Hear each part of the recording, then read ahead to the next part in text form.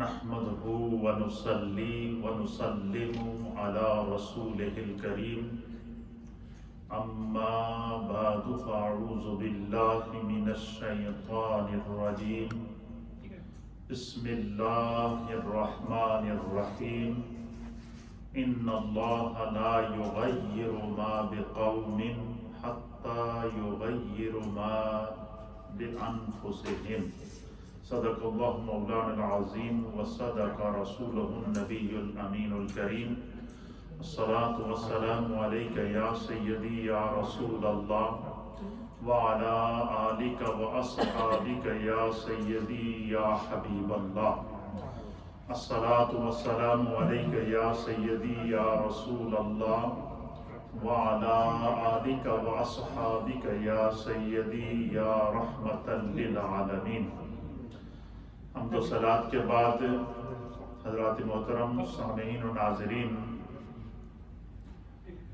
اس وقت ورلڈ بدل رہا ہے، دنیا کے اندر ورلڈ سطح پر تبدیلیاں آ رہی ہیں، چینجنگز آ رہی ہیں، مختلف حادثات رونما ہو رہے ہیں، مختلف آزمائشیں آ رہی ہیں، مختلف قسم کی اسٹریٹجی اس وقت ورلڈ کو دی جا رہی ہے، اور اس کی اگر ہسٹوریکل بیک گراؤنڈ دیکھیں تو اس کا ہسٹوریکل بیک گراؤنڈ ہمیں اس کی نشاندہی کر رہا ہے کہ جب بھی زمانے کے اندر تغیرات آئے، تبدیلیاں آئیں، واقعات آئے، حالات آئے، اور زمانے نے ہر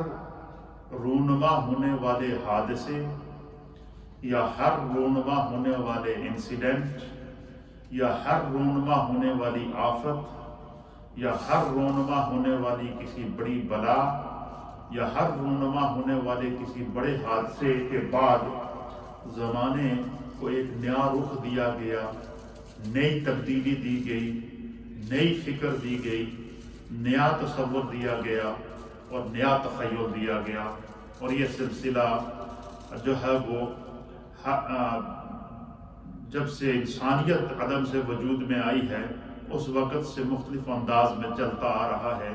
اور قرآن حکیم فرقان مجید کا جب ہم مطالعہ کرتے ہیں تو قرآن امم سابقہ کے قصص کو بیان کرتا ہے، ان میں جن لوگوں کی جنہوں نے نافرمانیاں کی ہیں اللہ تعالیٰ کی اور اللہ کے نبیوں کی نافرمانیاں کی ہیں، تو قرآن نے ان کے اوپر نازل ہونے والے جو عذاب ہیں، مثلا طوفان نوح کو لے لیں، اسی طریقے سے قوم فرعون کا غرق ہونا دریا کے اندر اس کو لے لیں، اسی طریقے سے حضرت سیدنا ابراہیم علیہ السلام کو آگ میں ڈالنا اور حضرت ابراہیم علیہ السلام کی نافرمانی کرنے والے نمرود، جو اللہ کا نافرمان ہوا، نمرود کا جو انجام ہوا قرآن نے اس کو بھی بیان کیا ہے۔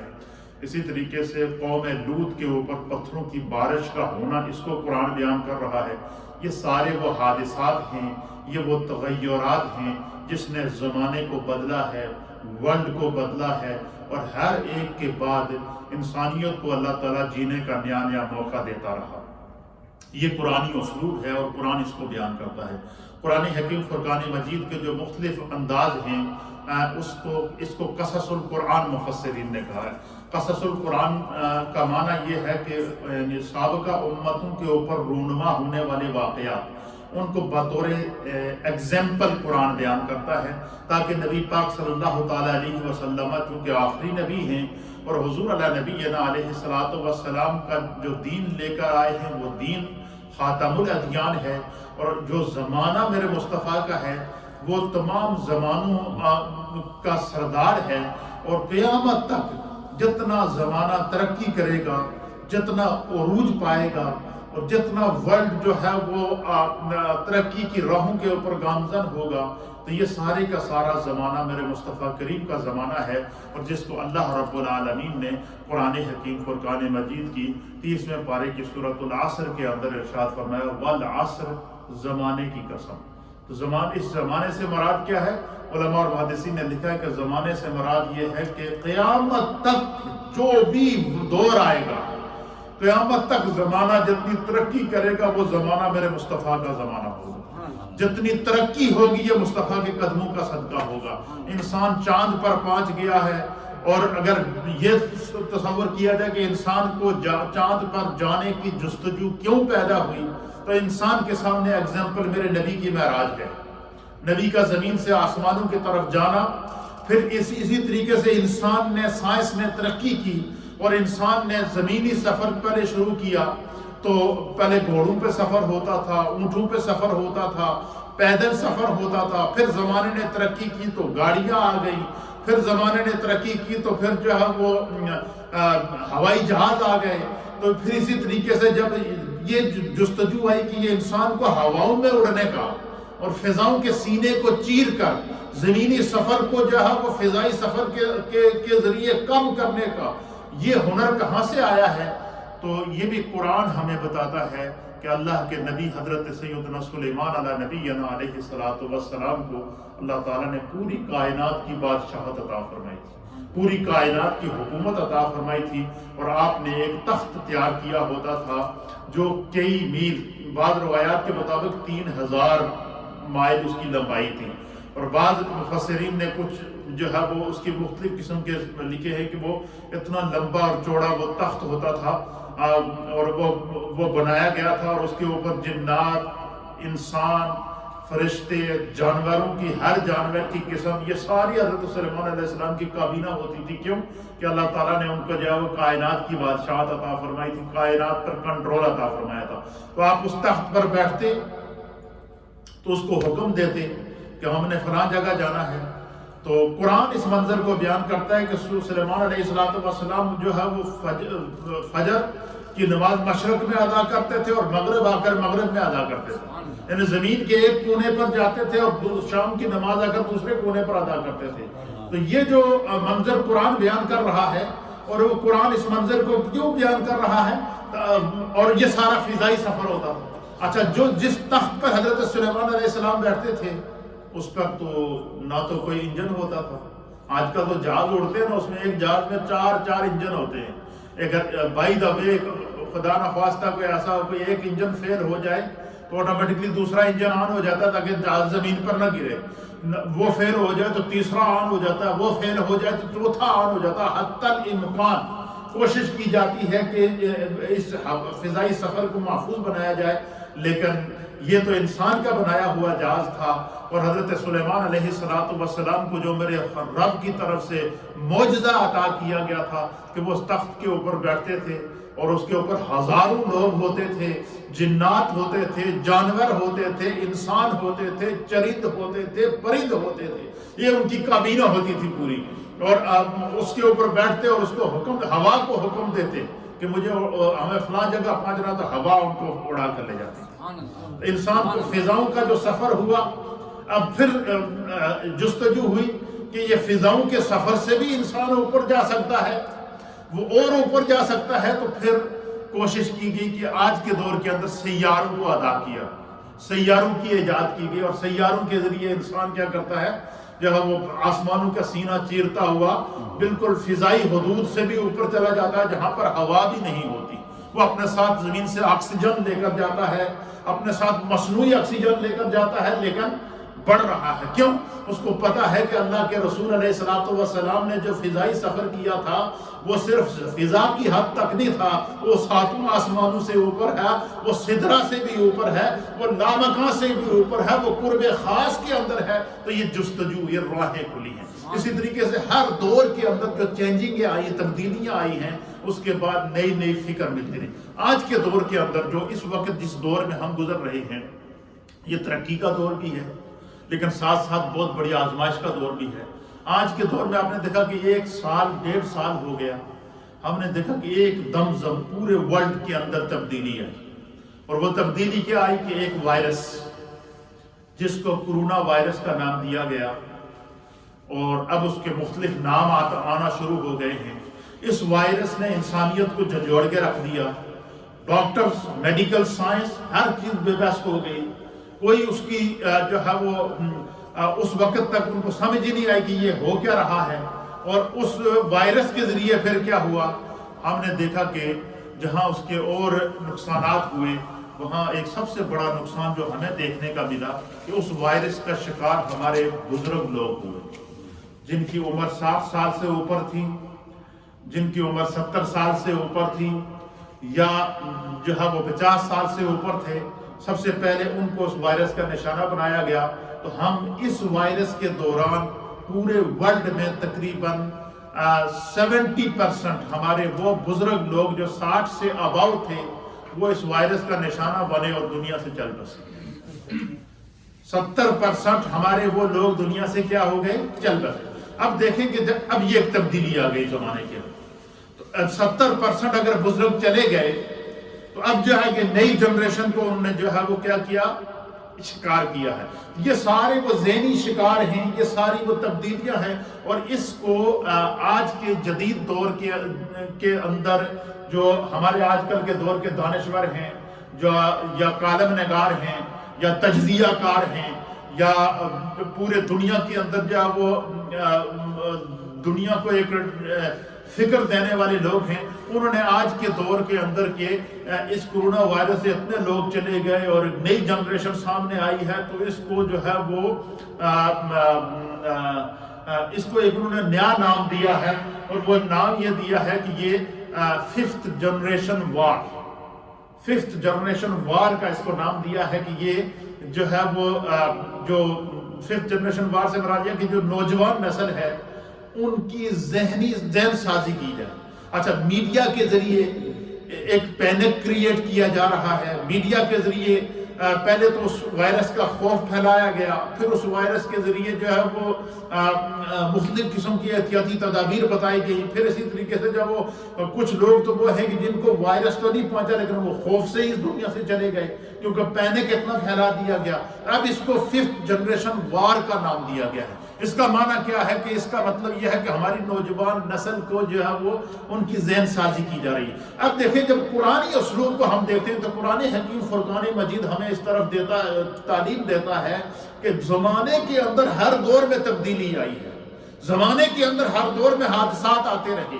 قرآن یہ بھی بتاتا ہے کہ جس طریقے سے آج کے دور کے اندر یہ جو کرونا وائرس ہے، اس سے پہلے بھی یہ وائرس آیا ہے، اس کو طاعون کہتے تھے، اس کو طاعون کہتے تھے۔ وہ بھی اسی قسم کا وائرس تھا کہ جس علاقے کے اندر پھیلتا تھا اس علاقے کے لوگوں کو لے جاتا تھا، اور اس پھر نبی پاک صلی اللہ تعالیٰ علیہ وسلم کے دور کے اندر بھی اس طرح کی وبا آئی ہے، اس کو وبائی امراض کہتے ہیں اصطلاحی شریعت کے اندر۔ تو نبی پاک صلی اللہ تعالیٰ علیہ وسلم نے لوگوں کو باقاعدہ آپ نے تعلیم دیا، آپ نے فرمایا کہ جس علاقے کے اندر وائرس پھیلا ہوا ہے اس علاقے کے لوگ دوسرے علاقے میں نہ جائیں، اور دوسرے علاقے کے لوگ اس علاقے کے اندر نہ جائیں، اور اس علاقے میں جو صحیح لوگ ہیں، تندرست ہیں، اس وائرس سے افیکٹ ہونے والے یا فوت ہونے والے لوگوں کی کیا کی جائے، فرمایا کہ وہ مدد کریں اور اللہ پر بھروسہ رکھیں، اللہ رب العالمین جو ہے وہ کرم نازل فرمائے گا۔ تو اسی طریقے سے یہ جو 5th جنریشن وار کا اس کو نام دیا گیا ہے۔ اب یہ اس میں کیا ہے، اس میں سب سے بڑا وار کیا ہے، ہماری نوجوان نسل کو ان کی ذہن سازی کی جا رہی ہے۔ کیوں؟ نوجوان کے ذہن کے اندر مختلف قسم کی ٹیکنالوجی کے ذریعے آج کا جو 5th جنریشن وار ہے، اس میں سب سے بڑا جو وار ہے وہ کیا ہے، وہ میڈیا وار ہے۔ وہ سوشل میڈیا ہے، وہ الیکٹرانک میڈیا ہے، وہ پرنٹ میڈیا ہے۔ اس کے ذریعے ہماری نوجوان نسل کی ذہن سازی کی جا رہی ہے۔ ہر انسان کے ہاتھ کے اندر ورلڈ موجود ہے، ہر انسان کے ہاتھ میں زندگی موجود ہے، ہر انسان کے ہاتھ کے اندر جو ہے وہ پوری دنیا کا جو نقشہ موجود ہے، اور ہر انسان کو آزاد کر دیا گیا۔ پھر اسی طریقے سے یہ جو سوشل ڈسٹینس آ گیا، پھر اسی طریقے سے آئسولیشن آ گئی، پھر اسی طریقے سے کیا انسان کو جمود طاری کیا گیا، پھر کیا کہ ہر انسان اپنے گھر کے اندر، ہر انسان، یہ نیا تجربہ ہے یہ جو آئسولیشن کیا کہ ہر انسان کو اس کے گھر کے اندر قید کر دیا جائے، مطلب کیا کہ ہر گھر کو پریزن بنا دیا گیا۔ اب ہر گھر پریزن کا یہ بھی ایک نیا تجربہ ہے۔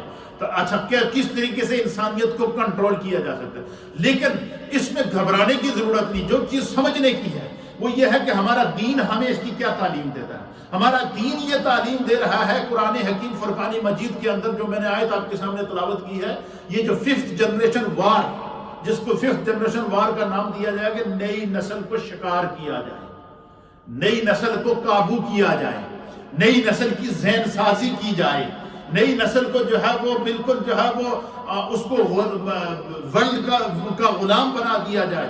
لیکن کیا یہ اس کے بارے میں اسلام بھی کوئی ہمیں تعلیم دیتا ہے؟ یہ سمجھنا ضروری ہے، اور یہ آج کے دور کے اندر یہ انتہائی ضروری اور لازمی ہے. اس لیے آج کا جو میرا ٹاپک ہے اس کو بڑے غور سے آپ سنیے گا. دیکھیں قرآن حکیم فرقان مجید ہر دور میں آنے والی تبدیلی اور ہر دور کے اندر زمانے کے اندر آنے والے تغیرات ہیں، تبدیلیاں ہیں. قرآن نے باقاعدہ اس کا ایگزامپل دے دیا ہے کہ ہر دور کے اندر جب طوفان نوح آیا تب پورا ورلڈ غرق ہو گیا. طوفان نوح میں پورا ورلڈ غرق ہو گیا، اور ہر انسان کی ایک انسان کی نسل، جانور کی نسل، پرندے کی نسل، ایک چیز کو جب، اور وہ 80 لوگ جو حضرت نوح علیہ السلام پر ایمان لائے تھے ان کو کشتی میں بٹھایا گیا. باقی تمام نافرمانوں کو ایک ہی جھٹکے کے اندر جب پانی سونامی بہا کر لے گیا. لیکن اللہ تعالیٰ نے پھر کیا کیا؟ اللہ تعالیٰ نے ان 80 لوگوں سے پھر نسل انسانی کو چلایا، ان جانوروں سے پھر جانوروں کی نسلوں کو چلایا، ان پرندوں سے پھر پرندوں کی نسلوں کو چلایا، اور ایگزامپل بنا دیا کہ نافرمانی کرنے والے جو لوگ ہوتے ہیں ان پر آزمائش آ سکتی ہے. اللہ کی نافرمانی کرنے والے، اللہ کے رسولوں کی نافرمانی کرنے والوں پر آزمائش آئے گی، اور اس کے سامنے ہمارے سامنے طوفان نوح کی مثال موجود ہے. پھر اسی طریقے سے جو ہے وہ مختلف قسم کی مثالیں قرآن ہمیں دیتا ہے.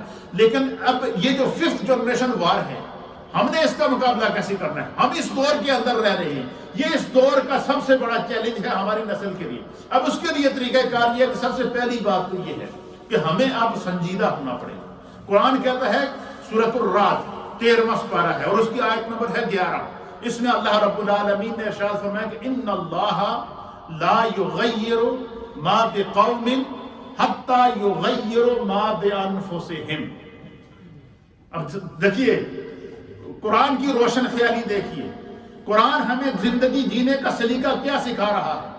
اب 1400 سال کے بعد آج کا سائنسداں، 1400 سال گزرنے کے بعد آج کا ترقی یافتہ انسان، 1400 سال گزرنے کے بعد آج ورلڈ کی جو دماغ جمع ہو کر یہ فیصلہ کر رہے ہیں کہ ہم 5th جنریشن وار کے اندر ہیں، اور اس 5th جنریشن وار کے اندر ہم نے کیا کرنا ہے؟ نوجوانوں کو قابو کرنا ہے، ان کی ذہن سازی کرنی ہے، ان کو جو ہے اچھا اس ذہن سازی کا مطلب ہے کہ وہ یہ چاہتے ہیں کہ ہمارا جو نوجوان ہے وہ اس طرح ہو جائے جس طرح ریموٹ کنٹرول ہوتا ہے، بٹن دباؤ جس طرح رخ کرو وہ پھر جائے. لیکن قرآن حکیم فرقان مجید نے ہمیں بڑی پیاری تعلیم دی ہے. دیکھیں اس لیے ہم کہتے ہیں کہ اسلام سے وابستہ جو شخص رہے گا، جتنی بڑی زمانے میں تبدیلیاں آ جائیں، خدا بند قدوس اسلام کو سرخرو رکھے گا. کیوں؟ کہ قیامت تک دین اسلام میں رہنا ہے. قیامت تک اللہ نے فرمایا والعصر، زمانہ مصطفیٰ کی قسم. تو قیامت تک نبوت مصطفیٰ کی ہے تو قیامت تک زمانہ بھی مصطفیٰ کا ہے. قیامت تک رسالت مصطفیٰ کی ہے تو قیامت تک زمانہ بھی مصطفیٰ کا ہے. اس لیے جتنا زمانہ ترقی کرے گا اللہ تعالیٰ اسلام کے لیے، دین کے لیے، مسلمانوں کے لیے ایسی رہنمائی پیدا کرے گا کہ ہر چیلنج کا مقابلہ کرنے کے لیے ہمارا دین ہمیں تعلیم دیتا ہے. مثلا قرآن حکیم فرقان مجید کا 13واں پارہ ہے، سورۃ الرعد ہے، آیت نمبر 11، پارہ نمبر 13، سورہ نمبر بھی 13 ہے، اور سورہ کا نام ہے الرعد، اور ورس نمبر ہے 11. اس میں اللہ فرماتا ہے کہ ان اللہ لا یغیر ما بقوم. اللہ فرماتا ہے کہ اللہ تعالیٰ اس وقت تک کسی قوم کی حالت بدلتا ہی نہیں.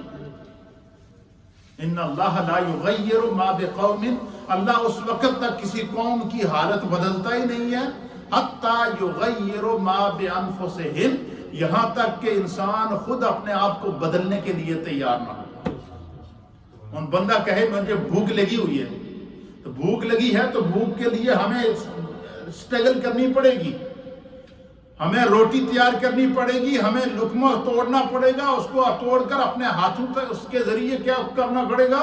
اپنے منہ تک لے جانا پڑے گا. جب اتنی سٹرگل کریں گے تو پھر ہماری بھوک ختم ہوگی. اس لیے فرمایا زمانے کے اندر تبدیلیاں آتی رہیں گی، لیکن اسلام آفاقی دین ہے. ایک بات. دوسری بات یہ یاد رکھیے گا کہ یہ جتنے بھی مذاہب ہیں یہ سارے اسلام سے پہلے کے مذاہب ہیں.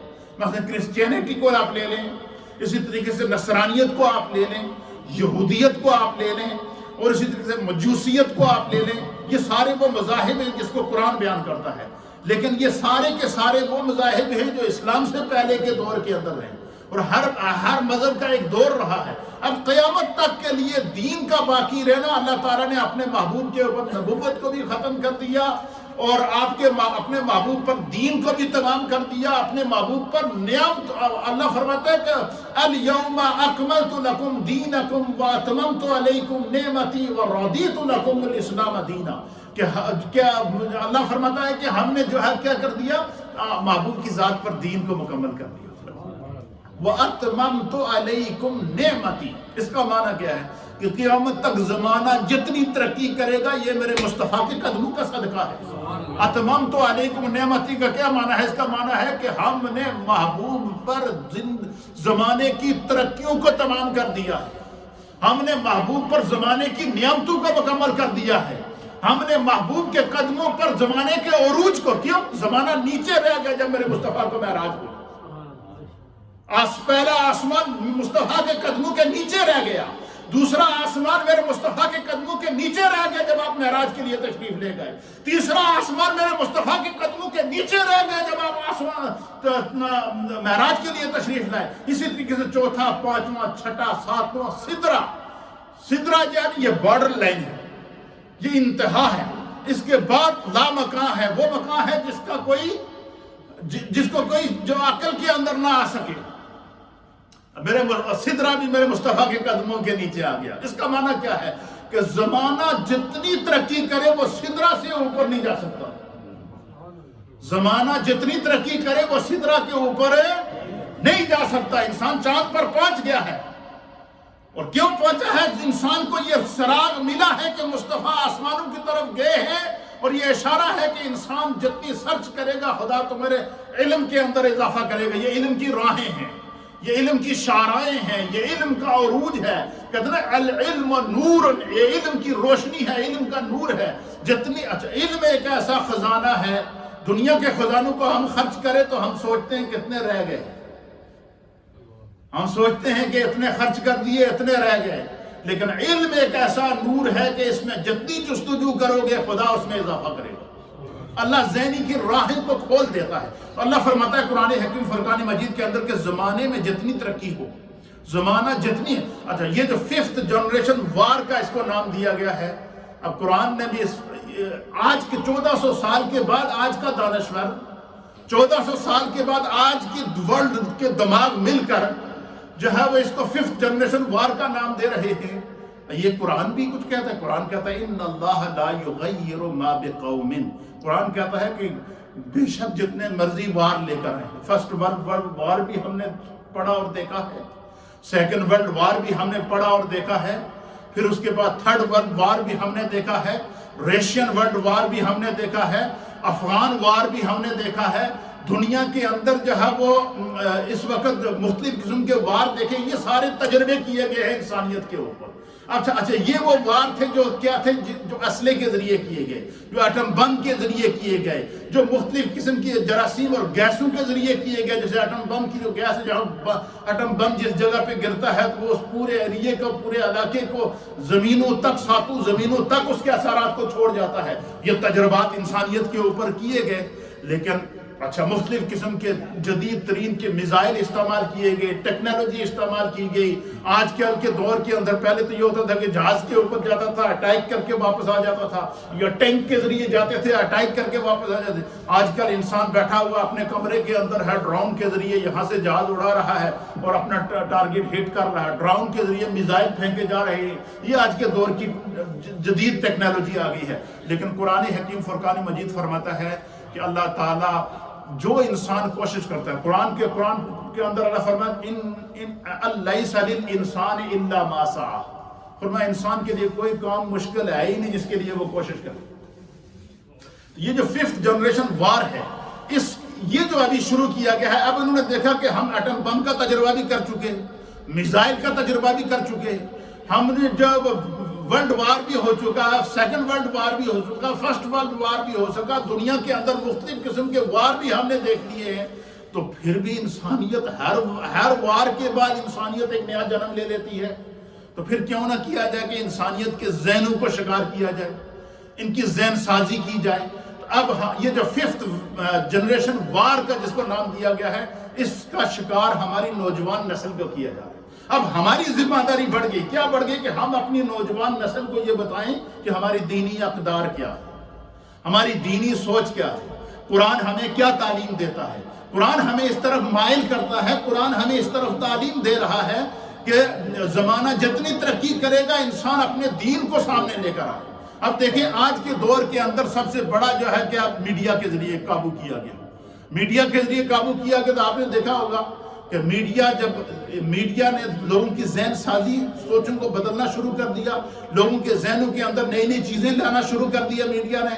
اب اس کے مقابلے میں دیکھیں اللہ تعالیٰ نے ہمیں یہ تصور تخیل دیا کہ اللہ نے قرآن میں فرمایا کہ کیا فرمایا اللہ نے کہ ان اللہ لا یغیر ما بقوم حتی یغیروا ما بانفسہم، کہ کوئی قوم اس وقت تک ترقی نہیں پا سکتی جب تک کہ وہ ترقی کے لیے کوشش نہ کرے۔ اب جب میڈیا وار آیا تو میڈیا وار کے مقابلے میں اللہ تعالیٰ نے یہ ذہن میں ڈالا، اب اس کے مقابلے میں جتنا سوشل میڈیا آ رہا ہے، الیکٹرانک میڈیا آ رہا ہے، پرنٹ میڈیا آ رہا ہے، وہ اپنا کام کر رہا ہے، اس کے مقابلے میں اسلامک میڈیا آ گیا۔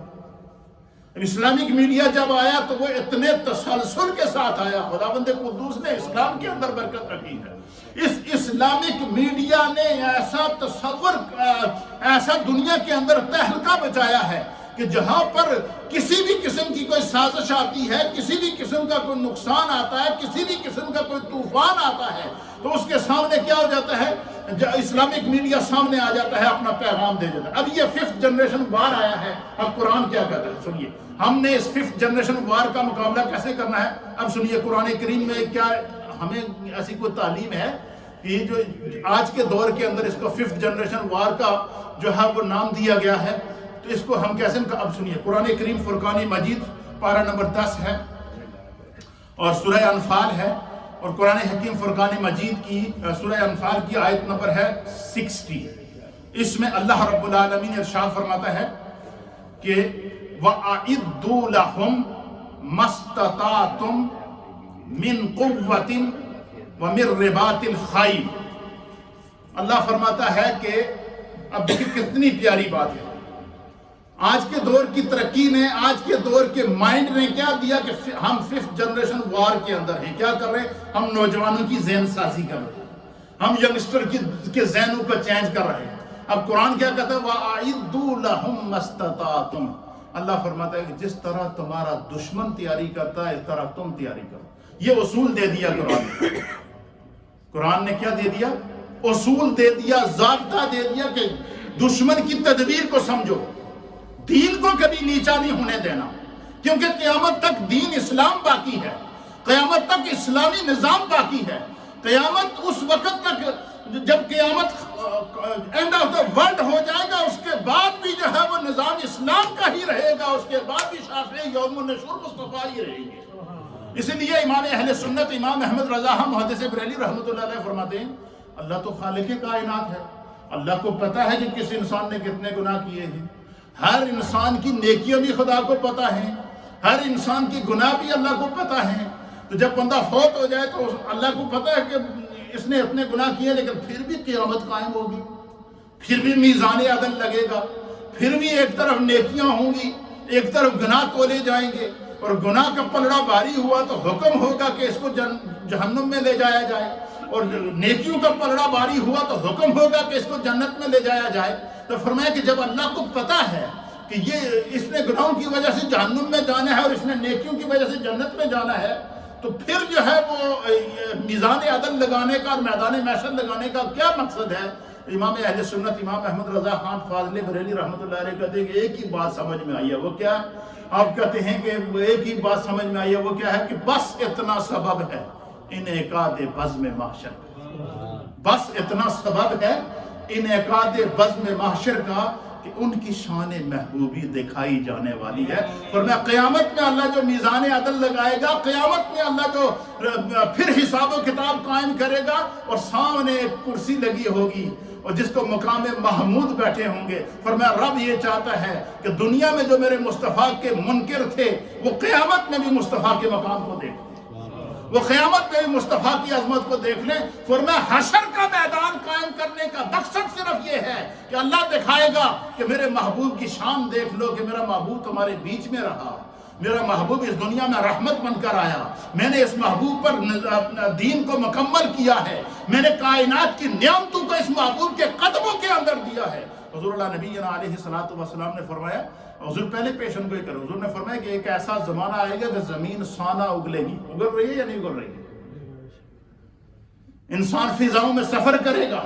اچھا, یہ جتنی آج کے دور کے اندر ترقیاں ہو رہی ہیں, تغیرات آ رہے ہیں, تبدیلیاں آ رہی ہیں, حادثات آ رہے ہیں, آزمائشیں آ رہی ہیں, یہ ساری کی ساری میرے مصطفیٰ علامات قیامت کے اندر بیان کر چکے ہیں. حضور نے سائن آف قیامہ بیان کیے ہیں کہ قیامت آنے سے پہلے کیا کیا ہوگا. حضور نے بیان کیا ہے کہ اس طرح کے امراض آئیں گے. حضور نے بیان کیا کہ اس طریقے سے نفس نفسی کا عالم ہوگا. حضور نے بیان کیا کہ اس طرح لوگ دین سے دور ہو جائیں گے. تو یہ جو 5th جنریشن وار ہے, اس کا مقابلہ کیسے؟ قرآن فرماتا ہے وَأَعِدُّوا لَهُمْ مَا اسْتَطَعْتُمْ, فرمایا کہ اے مسلمانوں. اب یہاں اللہ تعالیٰ نے اہل ایمان کو مخاطب کیا. یہ میرے مصطفیٰ کی شریعت ہے, یہ میرے مصطفیٰ کا دین ہے, یہ قیامت تک کے لیے اسلام کی حقانیت ہے. فرمایا کہ تم اس طرح تیاری کرو جس طرح تمہارا دشمن تیاری کرتا ہے. آج کا 5th جنریشن وار کیا کر رہا ہے؟ انسان کے ذہنوں کو قابو کرنا. اور اسلام کہہ رہا ہے کہ اپنے ذہن کو اتنا سٹرانگ کرو کہ کوئی جتنے مرضی اس کے اوپر وار کر لے, اس ذہن کے اندر ایک تصویر بن گئی ہے لبیک یا رسول اللہ. اس ذہن کے اندر ایک تصویر بن گئی ہے کہ میں مصطفیٰ کا امتی ہوں. اس ذہن کے اندر ایک تصویر بن گئی ہے کہ اگر حالت ایمان سے دنیا سے چلا گیا تو یہی کامیابی ہے. ایمان کی حالت میں پھر نبی اکرم صلی اللہ تعالیٰ علیہ وسلم آپ تشریف لائے تو مجلس لگی تھی. حضور اللہ نبی علیہ السلام کی مجلس لگی تھی. صحابہ اکرام ہدایت کے ستارے میرے مصطفیٰ کریم کے صحابہ بیٹھے ہوئے تھے, اور صحابہ اکرام بڑے انہماک کے ساتھ سر جوڑے بیٹھے تھے. بہت سارے صحابہ تھے آپس میں سر جوڑے بیٹھے ہیں اور کسی مسئلے پر غور و خوض کر رہے ہیں, اور ہر صحابی گم ہے. اتنے میں سرکار دو عالم صلی اللہ علیہ وسلم کا وہاں سے گزر ہوا تو حضور علیہ السلام نے دیکھا کہ آج صحابہ بیٹھے ہیں اور سارے سر جوڑ کر بیٹھے ہیں اور کسی مسئلے میں کھوئے ہوئے. تو سرکار دو عالم صلی اللہ علیہ وسلم نے دیکھا نا کہ بڑے ایک غور و خوض کر رہے ہیں صحابہ بیٹھے. حضور ان کے قریب آئے, سرکار مسکرائے. مسکرا کر حضور نے فرمایا خیر تے ہے آج سارے سر جوڑ کے بیٹھے. کیا فرمایا؟ خیر تو ہے آج سارے سر جوڑ کر بیٹھے ہو. تو صحابہ اکرام نے عرض کیا کہ یا رسول اللہ, جو آپ نے ہمیں قرآن کی, دین کی, اسلام کی تعلیم دی ہے, تو ہم سارے آج سر جوڑ کر بیٹھے ہیں کہ اللہ تعالیٰ کی ذات کے مسئلے میں ہم غور و فکر کریں کہ وہ خالق کیسا ہوگا جس نے اس پوری کائنات کو پیدا کیا. وہ خالق کیسا ہوگا جس نے ساتوں زمینوں کو پیدا کیا. وہ خالق کیسا ہوگا جس نے ساتوں آسمانوں کو پیدا کیا. وہ خالق کیسا ہوگا جس نے پوری مخلوق کو پیدا کیا. ہم اللہ تعالیٰ کے معاملے میں غور و فکر کر رہے ہیں, اس لیے ہر آدمی تصور رب کے اندر کھویا ہوا ہے. یہ حضور نے جب دیکھا کہ صحابہ سر جوڑ کر بیٹھے ہیں, کسی مسئلے میں غور و فکر کر رہے ہیں, تو حضور نے فرمایا خیر تے ہے آج کیوں بیٹھے ہو سر جوڑ کر سارے؟ تو صحابہ نے عرض کیا کہ ہم اللہ تعالیٰ کے بارے میں غور و فکر کر رہے ہیں. تو جب صحابہ نے یہ عرض کیا نا تو میرے مصطفیٰ مسکرائے. تو حضور علیہ السلام نے فرمایا کہ تسی خدا دے مسئلے بھی غور و فکر نہ کرو, وہ تھوڑیاں سوچاں تو وقت بڑا ہے, وہ تھوڑیاں سوچاں وچ نہیں آ سکتا. وہ اللہ کی ذات وہ ہے کہ جو کسی مائنڈ میں آ ہی نہیں سکتی, کوئی سوچ اس کا احاطہ کر ہی نہیں سکتی, کوئی علم اس کا احاطہ کر ہی نہیں سکتا. اور حضور نے فرمایا کہ تم خدا کے بارے میں غور و فکر کرنے کے بجائے تم خدا کی مخلوق کے بارے میں غور و فکر کرو. اللہ کی مخلوق کی بھلائی کے بارے میں سوچو, اللہ کی مخلوق کی اصلاح کرو, اللہ کی مخلوق کو ایجوکیٹ کرو, اللہ کی مخلوق کی ذہن سازی کرو, اللہ کی مخلوق کا دین کی طرف لے کر آؤ, اللہ کی مخلوق کو نافرمانیوں سے نکالو, اللہ کی مخلوق کو دین کی طرف لے کر آؤ. فرمایا تم خدا کی مخلوق کو دین کی طرف لے کر آؤ گے, اللہ تعالیٰ تمہیں خود سمجھ میں تمہیں بتا دے گا کہ میں کیا ہوں. وہ خالق کائنات خود تمہیں اپنی حقیقت بتا دے گا. اور پھر نبی اکرم صلی اللہ تعالیٰ علیہ وسلم نے کیا مخلوق کے لیے فکر کرنے کی تعلیم ارشاد فرمائی۔ پھر اسی طریقے سے حدیث پاک کے اندر آتا ہے کہ صحابہ اکرام بیٹھے تھے، حضور نبی علیہ السلام کی مجلس لگی تھی، صحابہ اکرام ہدایت کے ستارے میرے مصطفیٰ کی بارگاہ میں بیٹھے تھے، تو اتنے میں ایک صحابی وہاں سے گزرے اور ان کی وہ بڑے چوک و چوبند تھے، بڑے چست جسم تھا ان کا، اور وہ ہمیشہ ہر کام پھرتی کے ساتھ کیا کرتے تھے اور بالکل ایکٹیو رہتے تھے، جس کو آج کے دور میں کہتے ہیں فلاں شخص بڑا ایکٹیو ہے۔ تو ایک صحابی سے بڑے وہ ایکٹیو رہتے تھے، تو وہاں سے گزرے اور اپنی مستی میں گزرے اور کسی کام پہ جا رہے ہوں گے تو تیزی سے گزرے، تو صحابہ نے عرض کیا کہ یا رسول اللہ، یہ شخص بڑا ایکٹیو ہے، یہ ہر کام بڑی چستی سے کرتا ہے، یہ کسی کام میں سستی نہیں کرتا، تو کاش کہ یہ اس طرح جیسے دین کو اگر ہمیں ضرورت ہو تو کاش یہ دین کے لیے بھی اس طرح ایکٹیو ہو۔ جب یہ بات ارشاد فرمائی تو نبی اکرم صلی اللہ تعالیٰ علیہ وسلم نے، اب دیکھیے حضور نے جو فکر دی ہے وہ فکر کیا ہے، حضور نے وہاں بیٹھے ہوئے صحابہ کی ذہن سازی کیسے کی ہے۔ سرکار دو عالم صلی اللہ تعالیٰ علیہ وسلم نے ارشاد فرمایا کہ اگر یہ اپنے بچوں کا پیٹ پالنے کے لیے، اپنے بچوں کے لیے حلال روزی کمانے کے لیے چست ہے اور چستی دکھا رہا ہے اور ان کے بارے میں فکر مند ہے، تو حضور نے فرمایا یہ خدا کی راہ میں ہے۔ پھر سرکار نے فرمایا کہ اگر یہ اپنے بوڑھے والدین کی خدمت کرنے کے لیے اتنی تیزی سے جا رہا ہے، اپنے بوڑھے والدین کی خدمت کرنے کے لیے اتنی چستی دکھا رہا ہے، حضور نے فرمایا یہ پھر بھی خدا کی راہ میں ہے۔